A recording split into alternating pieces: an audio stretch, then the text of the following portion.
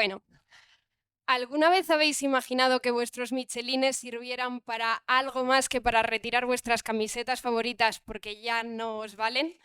Pues sí, hoy vengo a hablaros de la grasa, pero no desde el punto de vista estético ni nutricional, sino desde la ciencia, desde cómo algo que normalmente puede verse como un problema puede esconder una de las herramientas para buscar un nuevo tratamiento a una enfermedad de la vista. Soy Esther, investigadora predoctoral en el IOBA, que es un instituto de investigación que hay en Valladolid dedicado a la oftalmología, donde se combina la práctica clínica, el tratar a los pacientes, con la investigación, precisamente para buscar nuevos tratamientos para los pacientes que acuden a nuestra clínica. Bien, como he dicho, ¿qué tiene que ver la grasa y los ojos, verdad? Pues más de lo que os imagináis. Vamos a empezar por entender el problema. Existe una enfermedad conocida como la deficiencia de células madre limbares, un nombre complejo, pero un problema fácil de explicar. En nuestros ojos tenemos la córnea, que es esta capa transparente que recubre la parte de color del ojo y a través de la que pasa la luz para que nosotros podamos ver el mundo que nos rodea.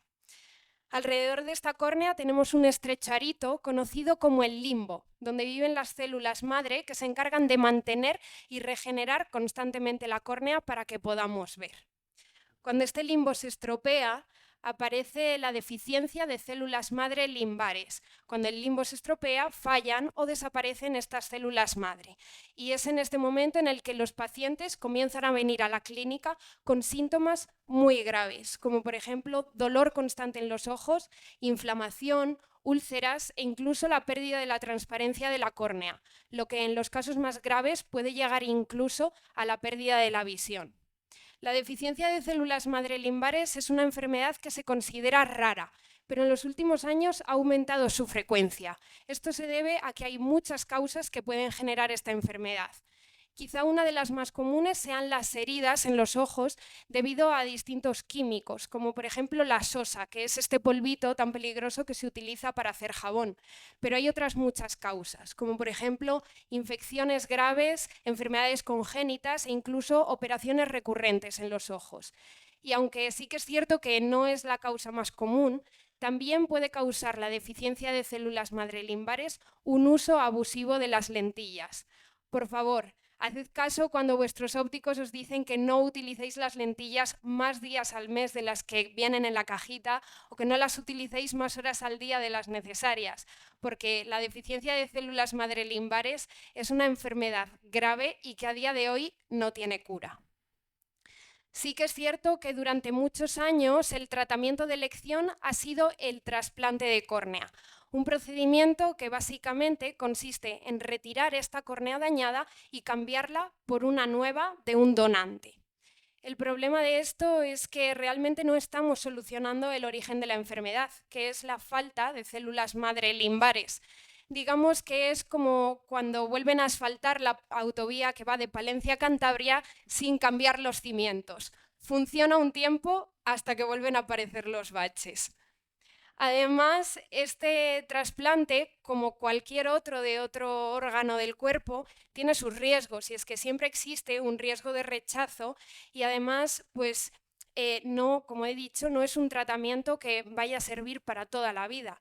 Y esto es lo que hace que no sea un tratamiento ideal para todos los pacientes.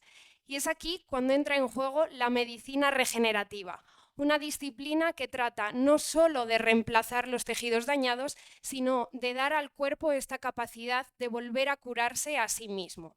En el IOBA, concretamente en el grupo de superficie ocular, llevan muchos años trabajando en esto y concretamente en el equipo de terapias avanzadas estamos explorando una idea bastante potente. ¿Y si pudiéramos utilizar células madre para devolver al cuerpo, a la córnea, esta capacidad de volver a regenerarse? Pero no cualquier célula madre. Nosotros utilizamos a nuestras pequeñas superheroínas, las células madre mesenquimales. Quedaros con el apellido, mesenquimales. Sé que es un nombre un poco raro, pero de verdad hasta mis padres han sido capaces de aprenderse ya ese nombre. Bien, las células madre mesenquimales son un tipo de célula madre que tenemos todos los adultos de forma natural en nuestro cuerpo, en distintos tejidos, como por ejemplo en la médula ósea, en el interior de nuestros dientes o en el cordón umbilical. Y como os estaréis imaginando, las células mesenquimales que utilizamos nosotros provienen de la grasa, de esa grasa de liposucciones de la que hablaba al principio.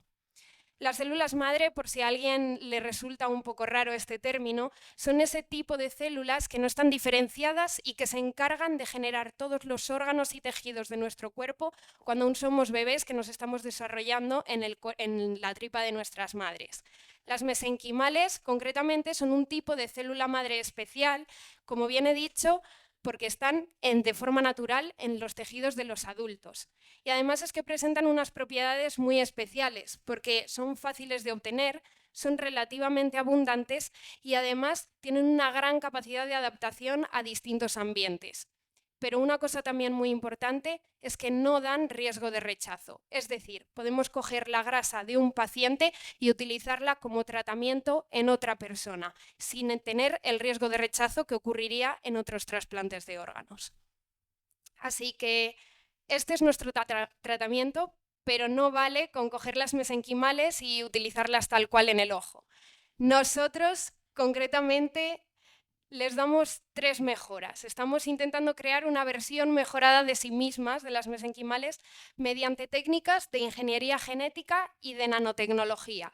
Queremos, en otras palabras, que se conviertan en una especie de trabajadores públicos de una ciudad, que se encarguen de volver a hacer que esta ciudad dañada, la córnea, vuelva a funcionar.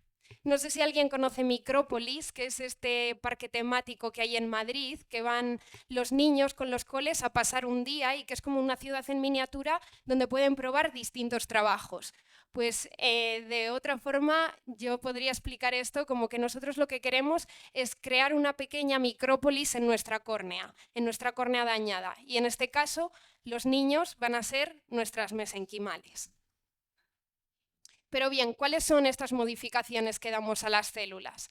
Pues por un lado lo que hacemos es darles una especie de GPS molecular.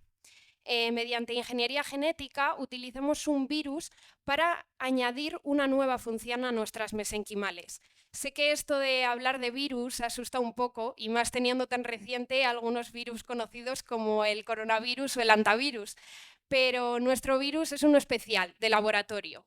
A grandes rasgos, estos virus tan conocidos y que tanto nos asustan, lo que hacen es que llevan una gran cantidad de información en su interior, se unen a las células y hacen que las células empiecen a replicar esta información hasta que las células explotan y estos virus replicados se dedican a ir a infectar otras células. Nuestro virus de laboratorio es especial y es que está vacío. Solamente tiene información para un gen, en este caso el CXCR4. Nuestro virus se va a unir a la mesenquimal y simplemente le da la capacidad de producir esta nueva información, pero en ningún momento va a hacer que enferme o que llegue a explotar. Este CXCR4, esta nueva información que le damos a nuestra mesenquimal, ¿qué es lo que hace? Pues le da la capacidad de ponerse a la mesenquimal a sí misma un GPS que ya viene de fábrica con la ruta programada hacia la zona lesionada. En terapia celular es importante que nuestras mesenquimales, que son realmente el fármaco, sean capaces de llegar a la zona donde se las necesita, que en nuestro caso es la córnea dañada. Una vez que nuestras mesenquimales llegan a esta nueva ciudad residencial, el limbo, esta ciudad dormitorio que decía que había alrededor de la córnea, las damos mediante otro virus una nueva capacidad. Y en este caso lo que van a hacer es trabajar de albañiles. Con este nuevo virus les damos el gen TNFA-IP6, que básicamente tiene la información para que las mesenquimales sean capaces de producir una nueva proteína, TSG6, que digamos que podría asemejarse a un cemento biológico.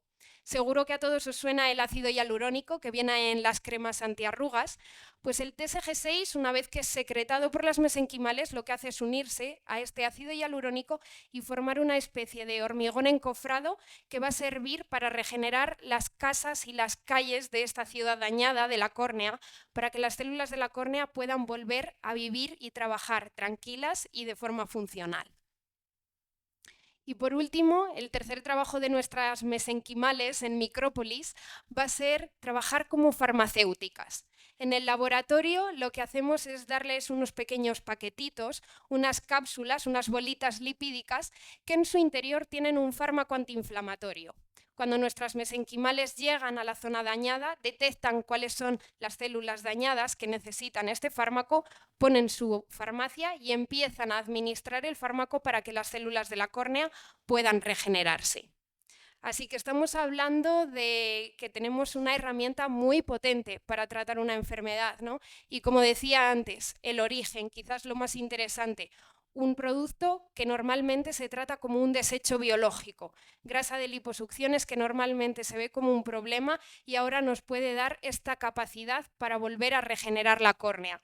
Estamos hablando pues, de cambiar en la forma de pensar en la medicina, no solo en trasplantar tejidos de forma temporal para que puedan funcionar durante un tiempo, sino darle a un paciente la capacidad de poder regenerar su córnea de forma autónoma.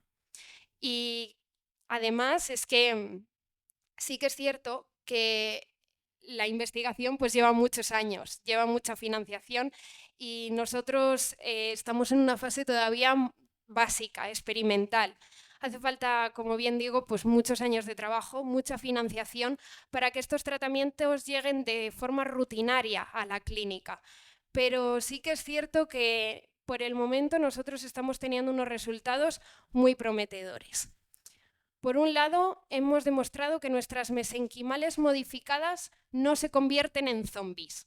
Puede parecer algo innecesario de contar, pero cuando estamos utilizando células madre, todas las agencias reguladoras nos piden que por favor demostremos que nuestras mesenquimales siguen siendo eso, mesenquimales, células madre de las que podemos fiarnos.